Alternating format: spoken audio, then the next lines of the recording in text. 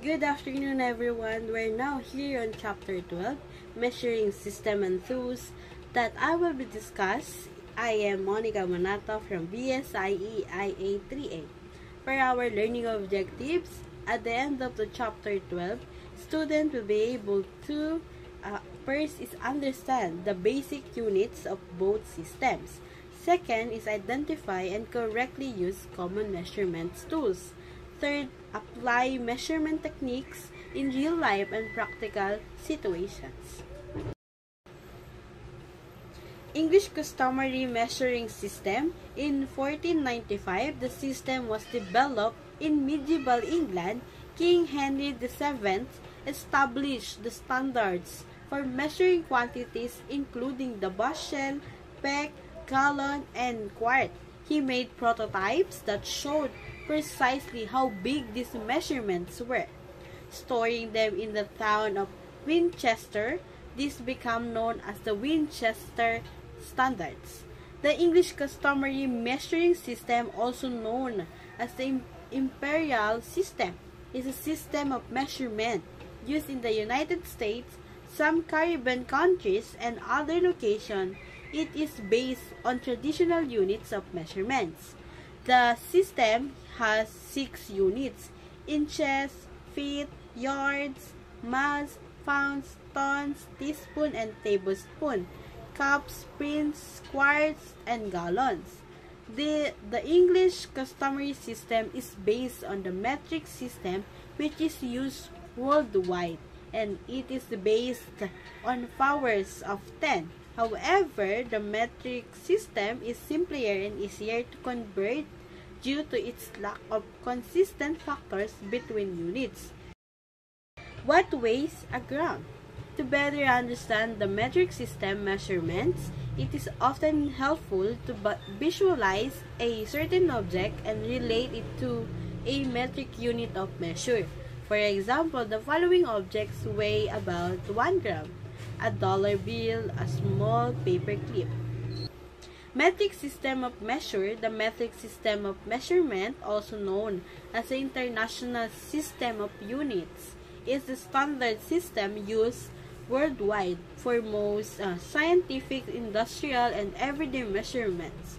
It is based on the decimal system, where each unit is a power of 10, making it simpler to convert between different units. Here are the main units in the metric system.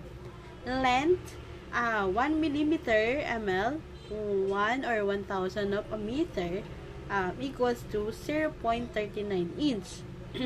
While 1 centimeter, 1 over or 100 of a meter equals to 0.39 inch. Sa 1 meter naman, ang equal niya is 39.37 inches. While kapag 1 kilometer, 0.62 miles. Pag sa volume naman, 1 cc or cubic centimeter equals to 0.06 cubic inch. And for 1 liter, equal siya sa 0.26 US gallon, about 1 quart. While sa weight naman, 1 gram is equal to 0.035 ounce. Kapag 1 kilogram naman is 2.2 pounds. Let's now go to linear measurements tools. First is the ruler. Ruler is a straight edges tool used for measuring shorter lengths and straight lines. Unlike the tape measure, a ruler is rigid and usually made from wood or plastic or metal.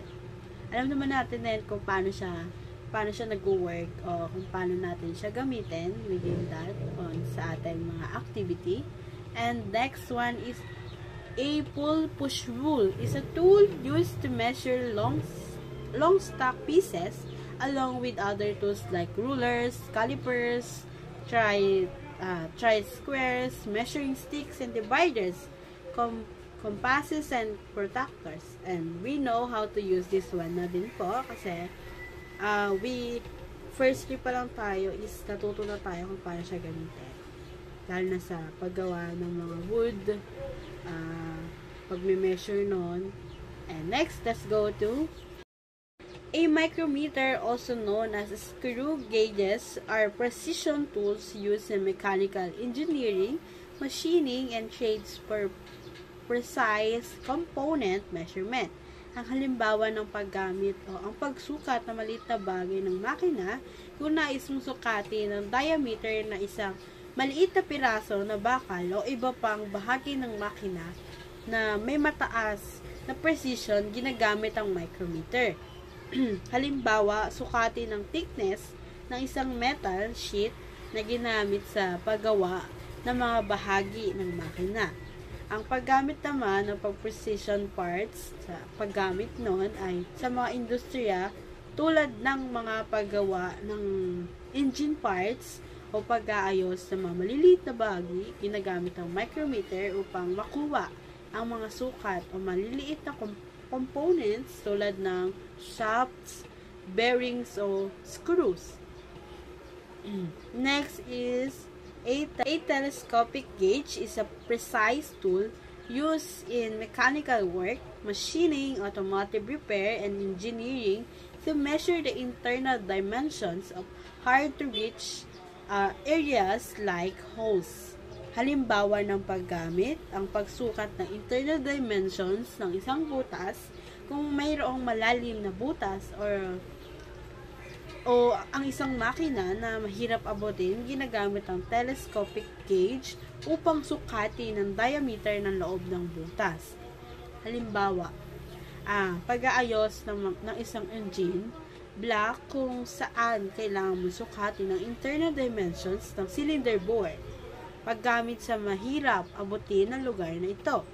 Ito ay kadalasang ginagamit sa automotive repairs tulad ng pagsukat ng mga internal diameters ng mga engine components na mahirap i-access.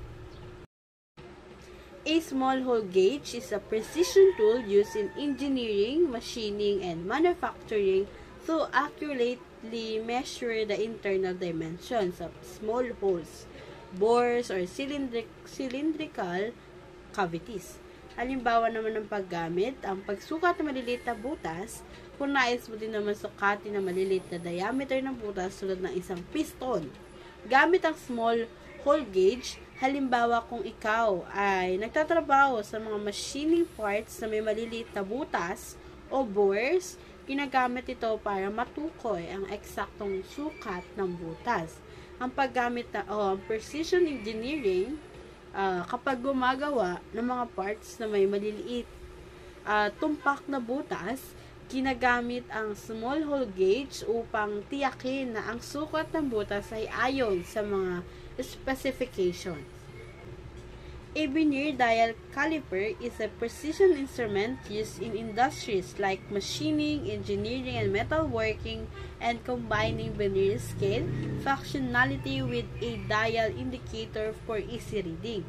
Ang halimbawa naman ng paggamit, ang pagsukat ng mga bahagi na may precision.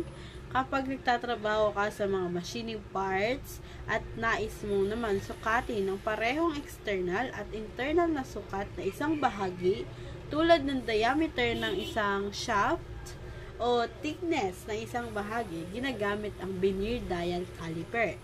Ang pagkuha ng tamang sukat ng mga metal ng bahagi, ginagamit ito sa mga industriya tulad ng metalworking at engineering kung saan kailangan ng tumpak na sukat ng mga components upang matiyak ang kalidad o ang tamang measure na ating ginagamit.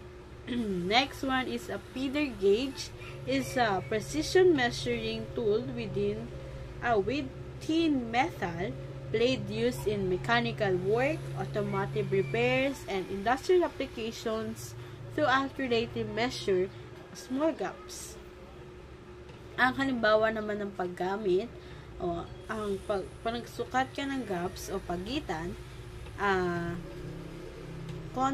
kung gusto mong sukatin na yung maliliit lang na agwat sa pagitan ng dalawang bahagi tulad ng engine bulbs o brake system, ginagamit ang gauge. Halimbawa, sa pagpalit ng valve clearance sa isang sasakyan.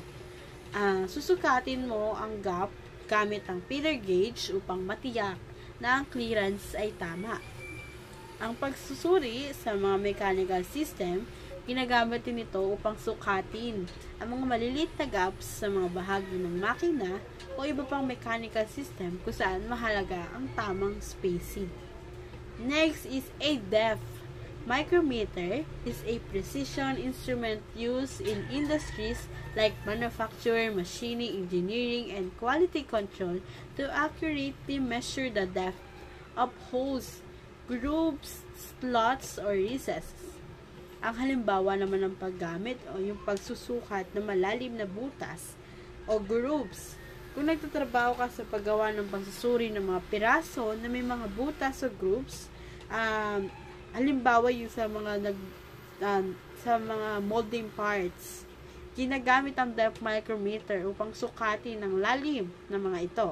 Ang pagsukat ng recess sa mga mechanical parts, halimbawa kapag nagsusukat ka ng lalim ng slots o grooves sa mga bahagi ng makina o metal, ginagamit ang depth micrometer upang matiyak na ang ilalim ay tumpak at sumusunod sa mga specification. And that's all for my report, and this is my references for my PowerPoint presentation today. Thank you for listening. Have a great day ahead.